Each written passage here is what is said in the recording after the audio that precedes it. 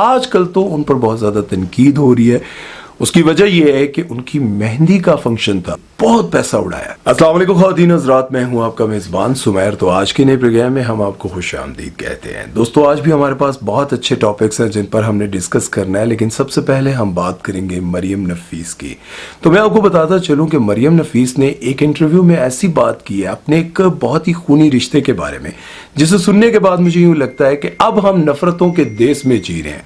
مطلب ہماری جو زندگی ہے وہ اتنی شدید نفرتوں میں گزر رہی ہے کہ ہمیں سمجھ ہی نہیں آتا کہ ہم کیمرے کے سامنے بیٹھ کر اپنے رشتوں کو ٹارگٹ کرتے ہوئے ان کے بارے میں کچھ بھی کہہ دیتے ہیں, یہ جانے بوجھے سمجھے بغیر کہ میری اس بات سے اگلے کو تکلیف تو ہوگی لیکن اس کے ساتھ ساتھ اس کی بدنامی بھی ہوگی. بہرحال انہوں نے انٹرویو میں کہا کہ مجھے اپنی پھپھو سے شدید نفرت ہے, کیونکہ میری جو پھپھو ہیں وہ بہت زیادہ ٹاکسک ہیں, بہت بڑی پھاپا کٹنی ہیں اور بہت بڑی فتورن ہے, جس کی وجہ سے میں ان سے بہت زیادہ نفرت کرتی ہوں. اور جب انہوں نے یہ بات کی تو ان کے سامنے بیٹھی ہوئی ہوسٹ نے کہا کہ چلیں چھوڑیں, معاف کر دیں, آپ کی بڑی ہیں, آپ راضی ہو جائیں ان سے, چھوڑیں, بڑی ہیں. مطلب وہ کہنا یہ چاہ رہی تھی کہ آپ اپنی پھپھو کے بارے میں کیمرے کے سامنے یہ باتیں کر رہی ہیں اور یہ پروگرام پورا پاکستان دیکھے گا, ظاہر ہے اور بھی بہت سارے رشتہ دار دیکھیں گے. تو ان کے کہنے کا مقصد یہ تھا کہ وہ اپنا سٹیٹمنٹ چینج کر دیں اور یہ کہہ دیں کہ چلیں میں ان کو معاف کرتی ہوں یا پھر میں اب ان سے راضی ہو جاؤں گی. تو انہوں نے کہا نہیں نہیں نہیں نہیں, ان کو تو میں دیکھنا ہی نہیں چاہتی. اس طرح کی باتیں کی تو مجھے بڑا برا لگا کہ جب آپ کو اپنی پھپھو اتنی ٹاکسک لگ رہی ہیں, لیکن وہ لڑکیاں جنہوں نے سٹور پر ایک نوجوان کو, ایک سیل مین کو بری طرح سے مارا تھا, گندی گالیاں دی تھیں, اس کے بالوں سے پکڑ کر اس کو گھسیٹا تھا اور اس کا کیا حال کیا تھا آپ سبھی کو یاد ہوگا. مریم نفیس ان لڑکیوں کو معصوم کہہ رہی تھی اور کہہ رہی تھی وہ بیچاری میری دوست ہیں, وہ تو بڑے دوسرے شہر سے آئی ہوئی ہیں, اور مطلب ان کو بہت زیادہ ڈیفینڈ کر رہی تھی.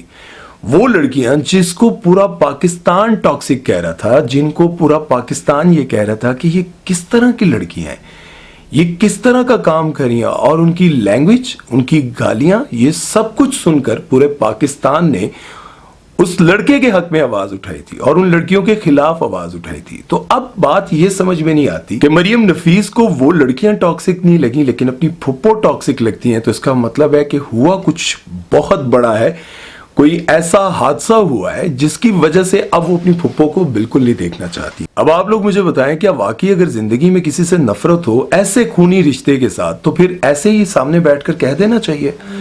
میرا ذاتی اوپینین تو یہ ہے کہ نہیں کہنا چاہیے.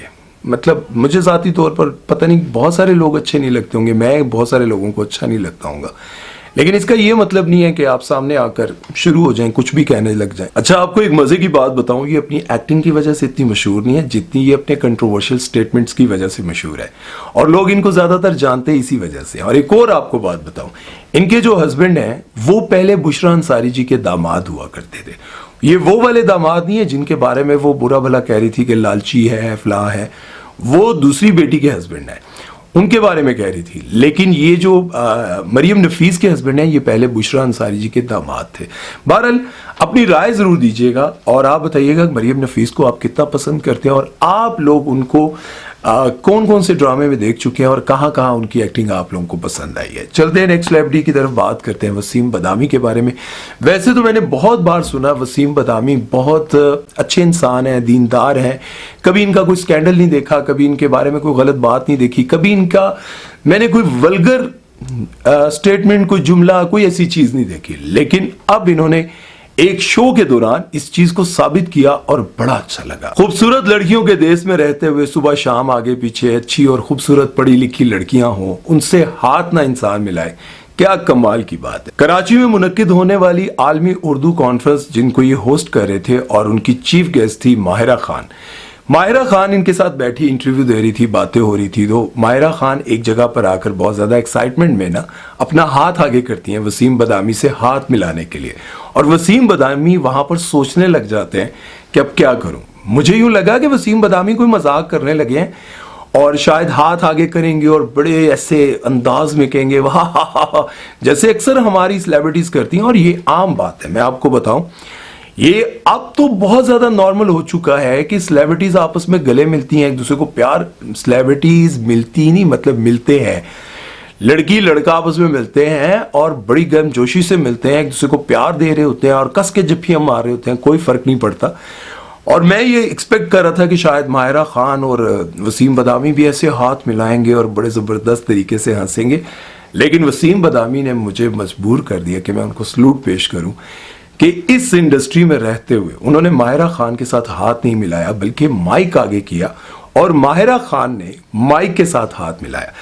अब वसीम बदामी असल में ये सोच रहे थे कि हाथ ना आगे करूं तो माहिरा खान की इंसल्ट हो जाएगी, और अगर हाथ आगे करता हूं तो गुनहगार होता हूं। देखें, कुछ लोग कहेंगे कि इतना ही ख्याल है तो इस इंडस्ट्री में काम ही ना करें। देखिए, काम तो वो कर रहे हैं और भी बहुत सारे लोग करते रहेंगे, लेकिन इसी फील्ड में रहकर किसी नामहरम को ना छूना, ये भी बड़ी बात है, बहुत बड़ी बात है।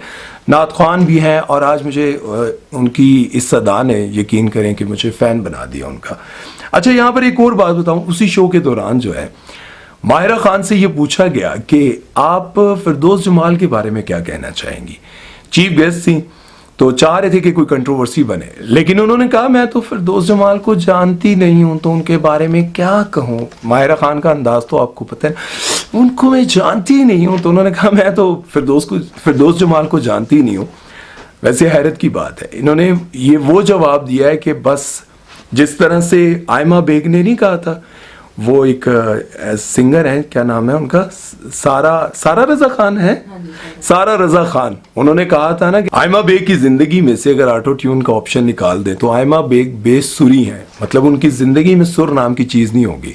तो उस पर आयमा बेग ने कहा था ये आंटी है कौन, मैं तो इनको जानती भी नहीं।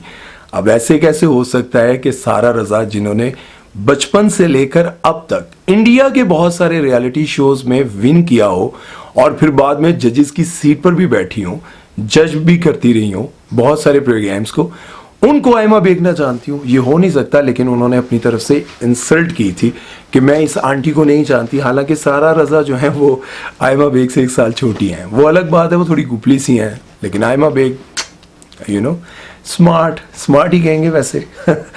तो ये मेरा ख्याल है अपनी तरफ से माहिरा खान ने फिरदौस जमाल की इंसल्ट की है कि मैं तो उनको जानती भी नहीं हूँ। बहरहाल ये दोनों चीज़ें आप सबके सामने मैंने रखी हैं, एक वसीम बदामी की ये अदा, हरकत नहीं कहूँगा, अदा, और दूसरा माहिरा खान का इस तरह से इंसल्ट करना। इन दोनों चीजों के बारे में आप लोगों ने अपनी राय जरूर देनी है। चलते हैं नेक्स्ट खबर की तरफ। वो बात करते हैं एक ऐसी सेलिब्रिटी के बारे में जिन्होंने शो में बैठकर ऐसी लंबी लंबी छोड़ दी हैं जिसका ना कोई लॉजिक समझ आया और ना ही कोई बात समझ आई। वो सारी बातें मैं आप सबके सामने रखूंगा और आपने मुझे समझाना है कि वाकई मैं समझ तो फारेगा या एक गल सही सी।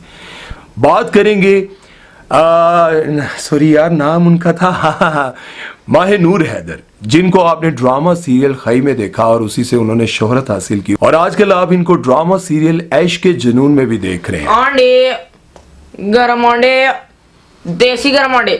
यार देख रहे हो, प्रोग्राम रिकॉर्ड कर रहा हूँ, देसी अंडे जाओ नहीं लेने। अंकल जी ले लेना, मैं कह रहा हूँ ना आपको, बिल्कुल गड़मा गड़मा अंडे हैं।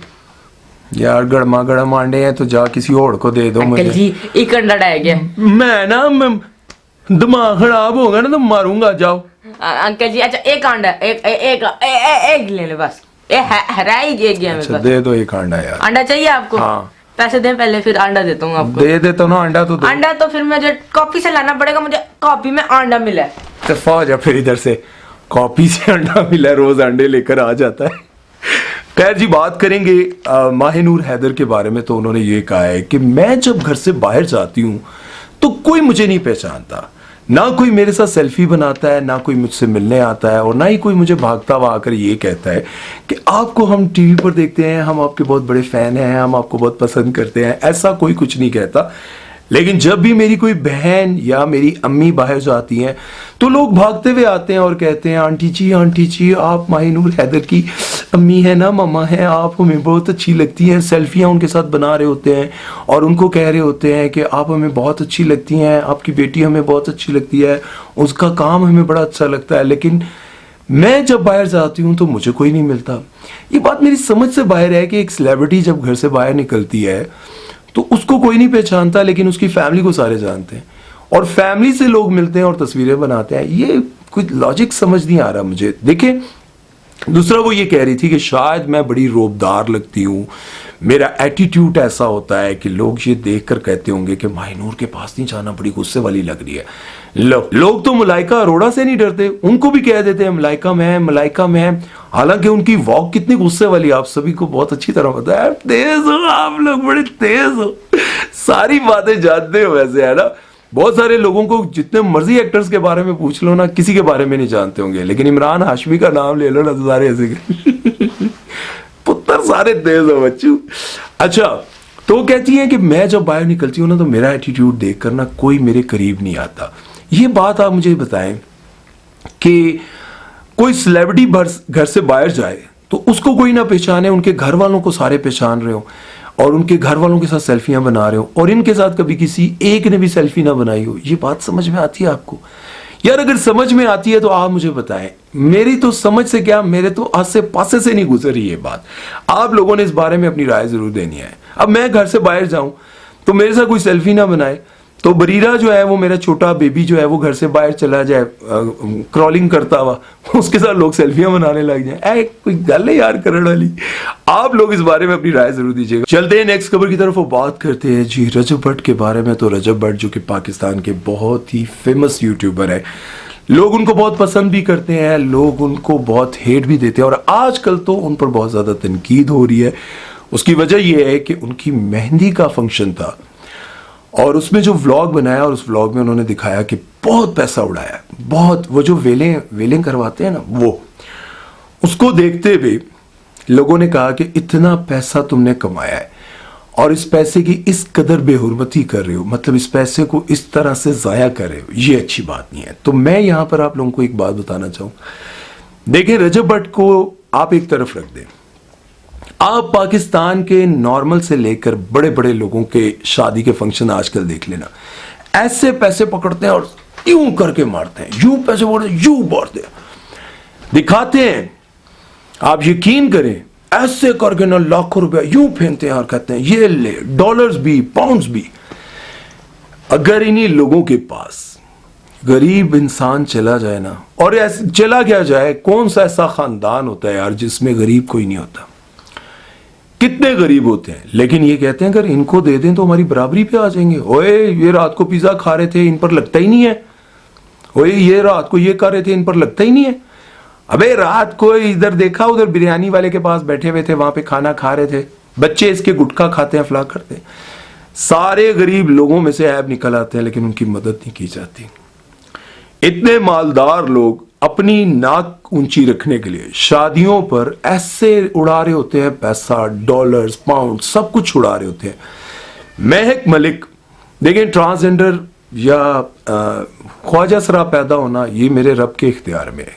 किसके घर में औलाद किस तरह की पैदा होगी ये अल्लाह जानता है, लेकिन वो इतना मालदार कैसे हो गया? महक मलिक कितने लाखों नहीं करोड़ों रुपया उसने कमाया, बड़े बड़े घर, बड़ी बड़ी गाड़ियां, बैंक बैलेंस, सब कुछ। कैसे हो गया? सिर्फ डांस देखते हुए करोड़ों रुपया लोग उस पर उड़ा देते। क्यों? वही लोग, उनका ड्राइवर, उसके बच्चे, ना फीस पूरी हुआ है, ना बिल देने हो रहे हैं, ना उनसे।